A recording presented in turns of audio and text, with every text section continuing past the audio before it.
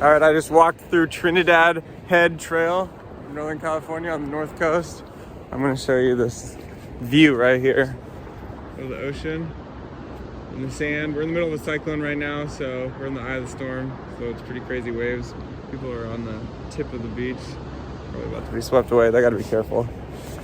The trail is about a mile long, a mile and a half long in length over this beautiful Pacific Ocean.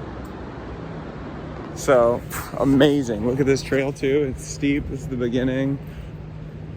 You have all types of cool fungi and plants and trees in this trail. So come check this trail out.